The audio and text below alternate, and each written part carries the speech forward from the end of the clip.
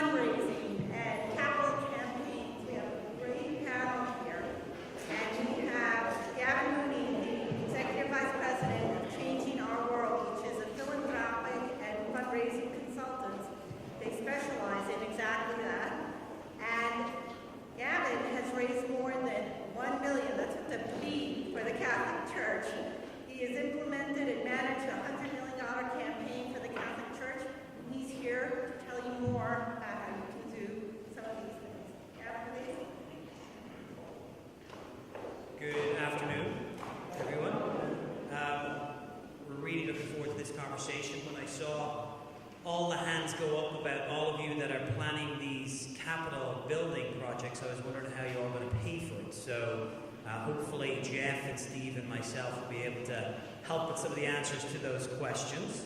I want to start out by letting Jeff and Steve introduce themselves, but I've known both of them for quite a considerable amount of time.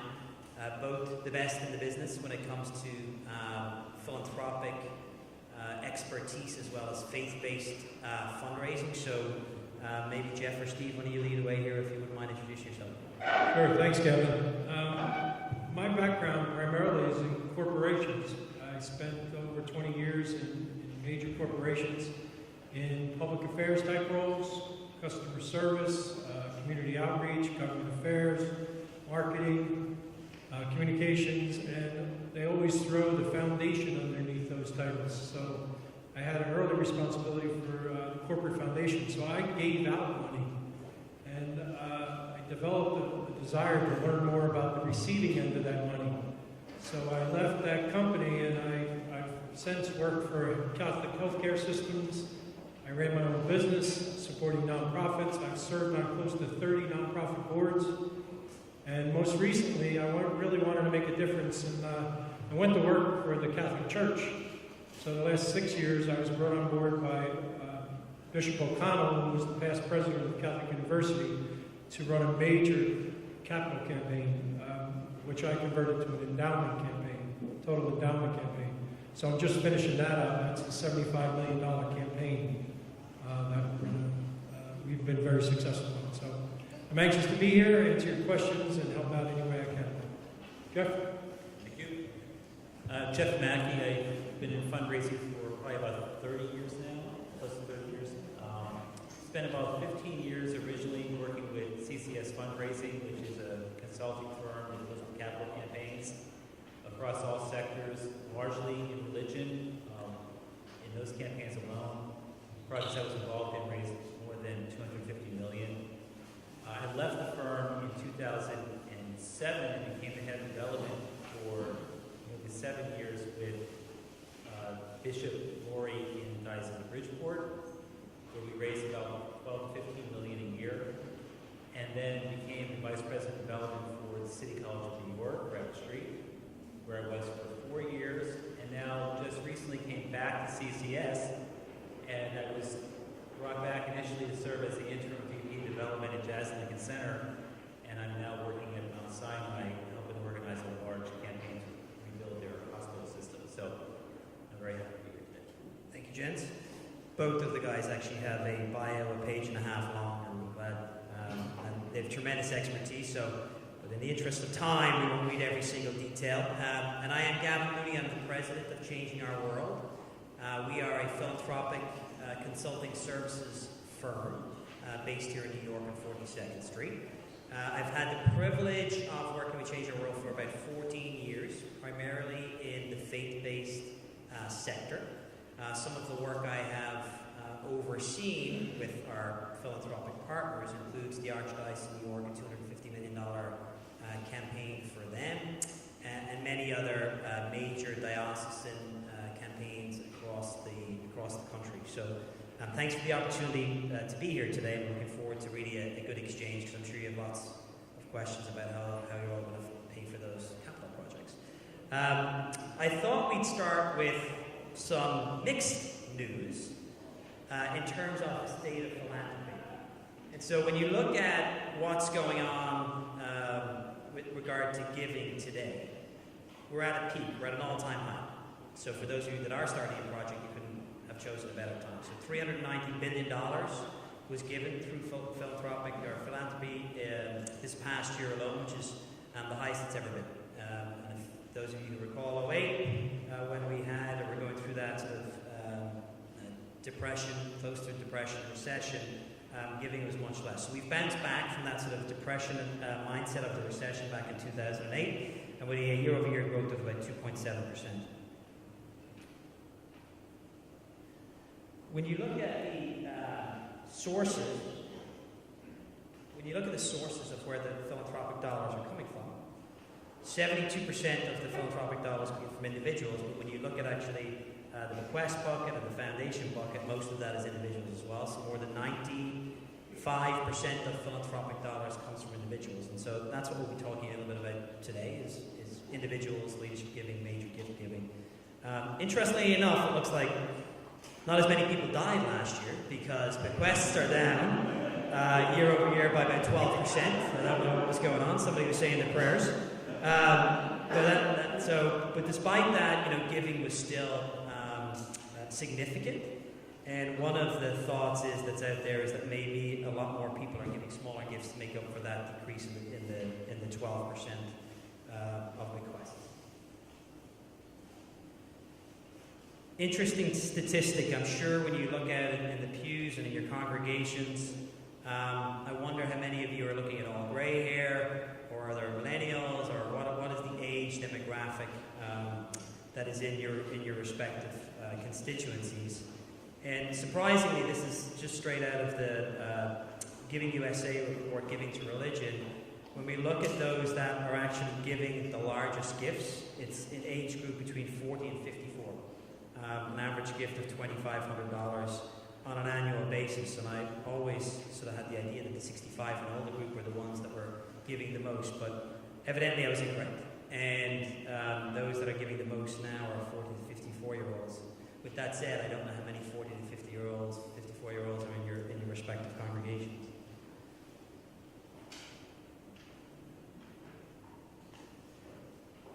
People always ask about, millennials and giving and what's going on with millennials. In nearly every major religious group, there's a downward trend in respect to religious affiliations, and from that can be seen through the silent generation, baby boomers, and especially in millennials. Interestingly enough, when you look at the silent generation, the baby boomers that identify as Catholic in this particular example, just 16% say, a quarter of them say they affiliate as Catholic, while only 16% of millennials say the same. So you can see the unaffiliated bar on the right-hand side here is significant in terms of people and where they are with their faith in this day and age. This is why I'm talking about some mixed news here. When you look at what's going on with religious giving, over the last 10 years, religious giving is significantly down, or 10 years or greater. So it used to be that 53% of that pie that I showed you at the start was given to religious organizations. That's now down to 32%, which is still by far the largest recipient of philanthropic dollars, but it's significantly down. And I think that aligns with the previous slide in terms of religious affiliation, what's going on with the secularization of our country. $122 billion given to religious organizations, which is by far the highest, as I said. Second highest is education.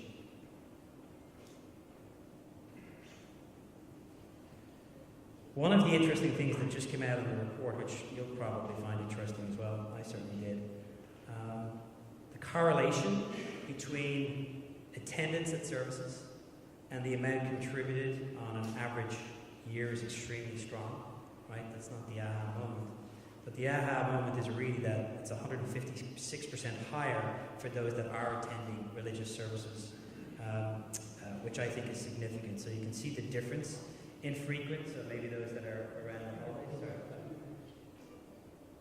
So you can see the difference of those that are going to church services infrequently in terms of their giving, once a month, and weekly. And it really is staggering, and I think a message for us in terms of getting people in the pews, evangelization, etc. So there's some of the statistics of what's going on more generally. We're going to talk about capital campaigns in more detail in a second. The other topic that we were asked to just talk to was what's going on with social media and preparing for the future. And if you're not using social media tools now, you certainly should be, as evidenced by the 2 billion people that are on Facebook, the 95% of nonprofits that basically utilize Facebook to propel their message, to raise funds. So it's not insignificant, and hopefully many of you have websites and use social media tools as well as fundraising tools in your websites to drive revenue. Year-over-year giving in terms of giving online is up significantly. About 7.2% of all philanthropy is done online. I think people are getting more and more comfortable with making gifts online. 17% of them on mobile devices. When's the best time to seek support online? I thought some of these were very interesting. December 31st seems to be a highlight of the year. $223. So now you know. Start your fundraising campaigns right after Christmas, and you'll secure that money. But 29% of all donations were received in December, right? So as you are thinking about your own fundraising activities in your local churches, plan accordingly. That seems to be the most generous time of the year. So what we want to talk to you today a little bit about is how you're going to fund all those capital projects. And show of hands, in terms of those capital projects, who's going to implement the fundraising campaign to do those capital projects? Fundraising campaign? 2 people? 3 people? 4 people? The banks are going to be happy. That means a lot of debt is going on. So 4 people are thinking about fundraising campaigns. All right. Who's recently done a capital campaign? 1, 2, 3, 4, 5 people. Okay. I'd love to hear, maybe you guys can come up and comment in a second, I'd love to hear about some of the successes and challenges of somebody who volunteer from the group that has implemented capital campaigns. But in advance of that, maybe Jeff and Steve, you can share sort of some of your wisdom with regard to those that are planning to do capital campaigns. What are some of the steps that one should take in advance of pursuing such an endeavor? Well, I think that to begin, as an internal discussion, I think it's clear to, there are three considerations. One would be, what is your vision? So it's beyond just what are the series of projects you want to complete, but really what is the vision that you're moving towards, and how do those projects address that vision? It's a much more compelling story, so it probably requires a conversation internally first. The second is, what is your value proposition? What makes your congregation unique within the community and the competitive landscape for philanthropic dollars? And the third is, how can you best show impact for donor support in thinking about that vision? So I suggest that internally, that those would be the 3 areas to start as a group, to talk about what is your vision and how do those capital projects address that vision. What is the value proposition that you are bringing to your community, and how do you differentiate yourself in the competitive landscape? And the third is, what impact for your donors will you bring from their philanthropic support? Yeah, I agree with Jeff. I think in addition to that, you've got to look at the panel before us talked about planning. You've got to plan what you're going to do. Any campaign you do, no matter how small or how large, needs a plan. It's hard work. It's tedious, and you've got to stick to a process. People give to people, but if you don't have a process, you're not going to be successful. So, depending on the size of your organization, I would suggest some pre-planning, some staff evaluation, volunteer evaluation, some feasibility study may be appropriate, and actually then tie some of what Jeff was saying in. That's when you do your vision. And in a good feasibility study, you'll really do some interviews that get you a sense of your capabilities as it relates to raising money. And the one thing I found in religious fundraising over the last 15 years is if you don't approach it as a ministry, like people come up to me and say, Steve, I don't know how you ask people for money. I said, I don't. I engage them in what I'm doing. And if you treat it as a ministry, and fundraising in your church is no different than anything else, than any other ministry, that vocations, whatever else you're doing in your church. Fundraising and engaging your community and your parishioners has got to be seen as a ministry. And then, not only that, will you engage the clergy and everybody else that needs to be engaged. If they see it's all about the money, you will be less successful. So you got to engage people in that as you go along. I'd also suggest that when you start kind of getting into the weeds of structuring a campaign, it's really important to understand early on, like evaluate who's currently giving money, right? And what is their annual support? Have they given any capital projects? It's important to kind of have that list together. Also key to really figure out who are the key influencers, who are your leaders, and how do you bring them into the story early on? So that might lead to forming some early steering committees that would help. That group of key influencers might come together and would help to develop a priority, the vision, and would also help to review who they already know amongst your current congregation, who will be the key influencers eventually to perhaps ask for support over here. Steve mentioned the word feasibility study. For those that implemented the campaign, did hands up to folks that did a feasibility study? One person? Okay.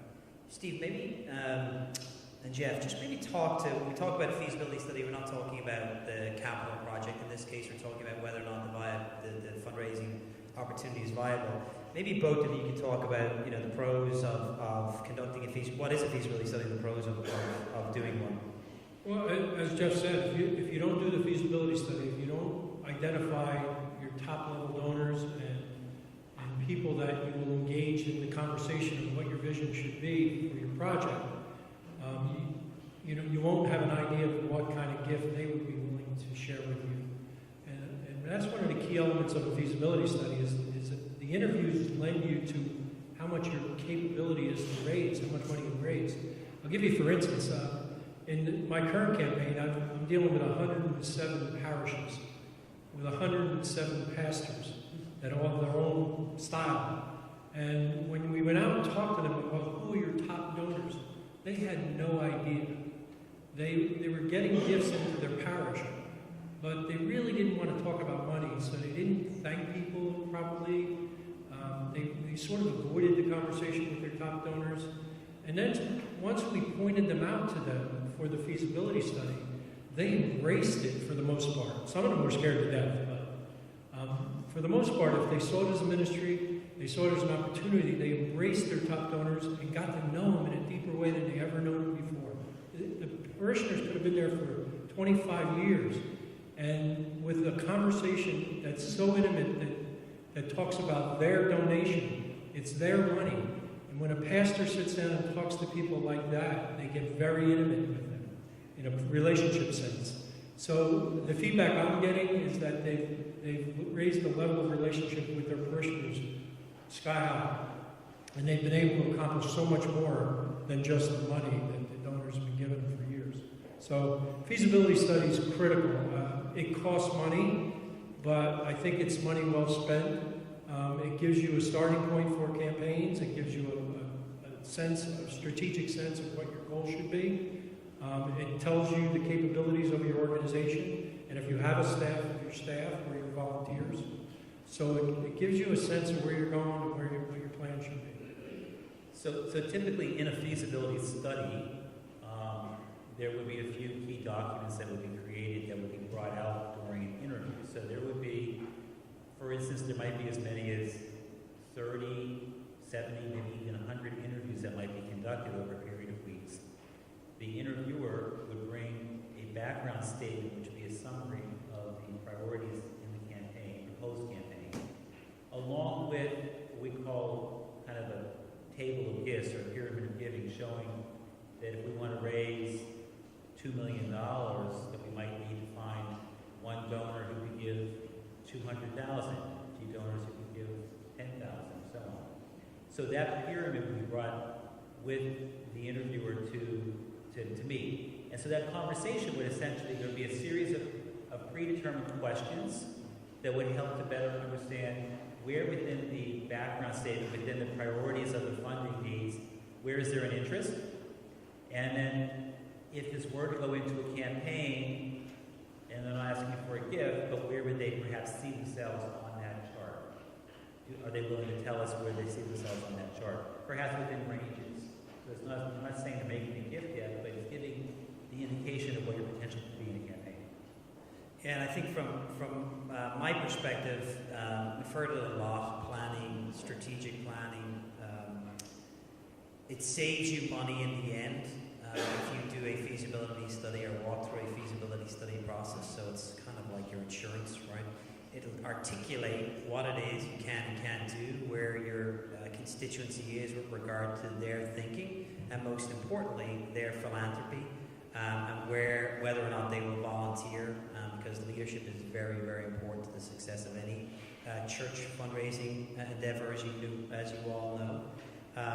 So there is a lot of viability in doing a feasibility study that pertains to the final outcome, and then what you can or can't do, and how that sort of integrates with all of the things. I'm surprised we went after the building folks, because we probably should understand how much money we can raise first before we actually go about talking about the building. But it really does give you a good sense, a true sense of what the financial outcome will be, where people will land in terms of their philanthropy, and what you can or can't do as it relates to the philanthropic need. I'm just curious, the person who put up their hand over here who said they did do a feasibility study, would you just talk about the pros and cons of that